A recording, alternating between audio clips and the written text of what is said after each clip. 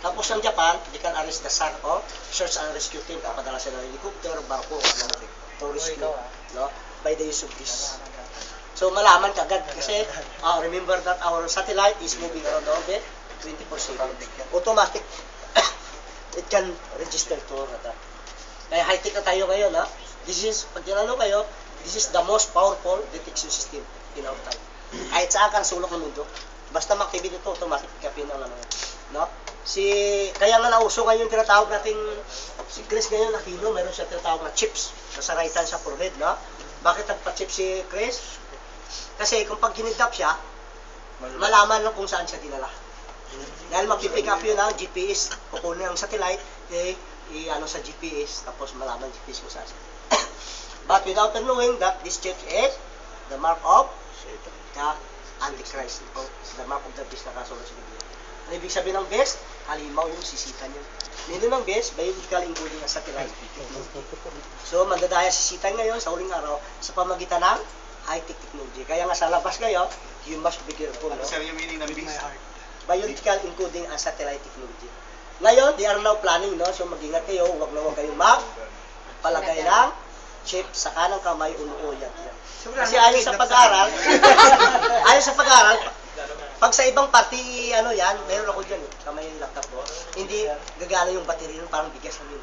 Pero pag sa right hand sa kapuruin, automatic siya mag-charge. So may specific talaga siya dahil, area. biblical. So, kaya nga sabi ng Panginoon, sa Hosea chapter 4 verse 8, my people destroyed because of lack of knowledge. Kaya napahamak nito dahil kulang sa kaalaman. Ganun din sa barko, no? So, if we put anything on board the ship, if we lack of knowledge, ang mangyari sa iyo. That's why you are here, no? Especially you are an emergency. Remember, the most and foremost, before you start your work, pray to God, in Jesus' name for your protection. Pagkatapos, yung magpasalamat kayo. Huwag yung sa barko, puro lang kayong inom, no? Babae sir. Babae. Ang masaklap pa dito, no, iwasan naman natin na pag may asawa, huwag naman yun. Kasi nakakausahan yun, marami nangyari sa Monsignor, nagsusay. Kasi may asawa sa Pilipinas, may asawa sa ingatan naman natin kasi matter pa rin sa taas. So, in this time, we must be honest. Dahil baka bigla darating ang Panginoon, ano ngayon? Sasagot ko sa rapan yun. So, this time, no, it's time now to focus to our work. Yeah, and our family, and most of all, we must always pray to God and care of God. Seek ye first the kingdom of God and His righteousness and all things of God. Unahin natin siya, lahat ng bagay susunod. So, huwag tayong mamalaki, ano makalaking kita natin, hindi nyo ba alam na marami rin dito na laki doon kita. Yung anak, yung asawa, nagkasakit, napunta sa ulo. Dahil, wala sila sa Panginoon. Pag sa Panginoon ka, siya naman dyan na. Remember that every day our life is in danger. Without Jesus Christ, every day you are in trouble. So, nasa pangalan mo. So, yun yung question, no? Itong taog yan talaga, sir? Ha? Ganyan talaga? Ito, nakaganito ito, pag ibubuko yung barko, automatic ito mag-release. Hydrostatic release unit. Pag-release niyan, ginagawa yata. Pag-release yan, tatayo siya ng pusa.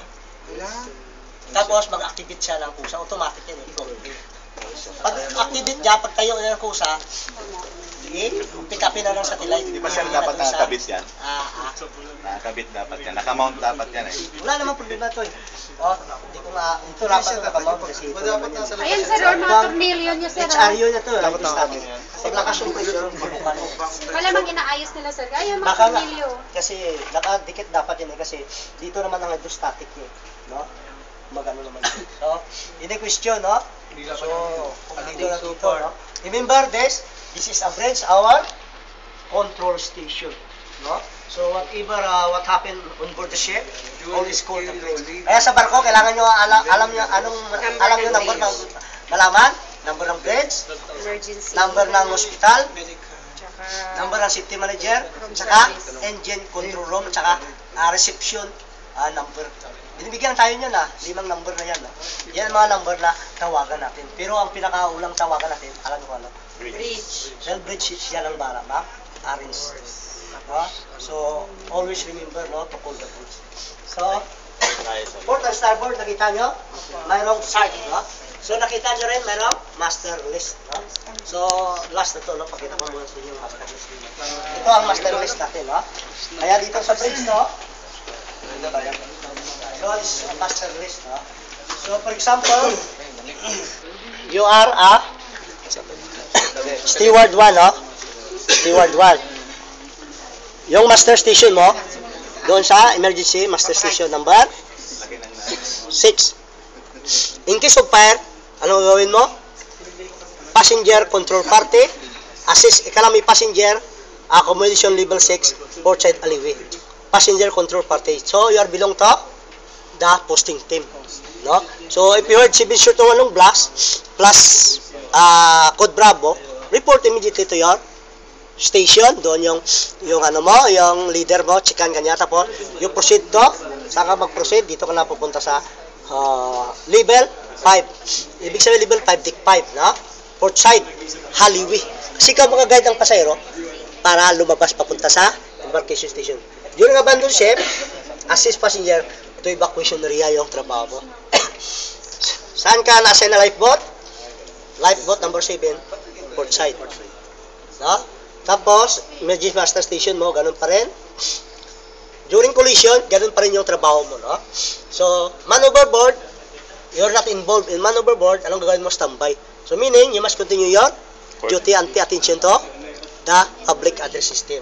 Kasi hindi ka naman involved dito, kasi ang involved dito, yung rescue boat team. Kaya kahit ako boat commander, pag sabi ng wheeler ko, sabi niya, punta mo lang ako sa taas kasi puntos ka rin eh. O sige, gano'n bahala rin.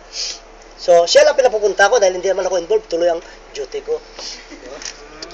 So, steering failure, pag hindi ka rin involved, anong gawin mo?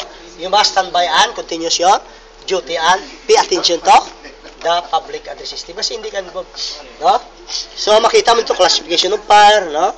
So, we have 4 classification of fire, no? So, makita mo ito yung mga signal, no? Lahat ng mga master list, dito ang tawag emergency station belt. Pareho lang yun sa master list, ha? Baka maglito kayo, bakit hindi master list? Sa labas, master list, kasi ang emergency station bell, ano daw ito eh, British term, yung master list, American term. So, pareho lang yan, no? Basta list ng mga special duty of every crew member that you are performing in case of emergency. Ha? So, pakita natin dito. So, ini question na about our... Ano to, sir? Temperature lang ito, no? Malaman mo kung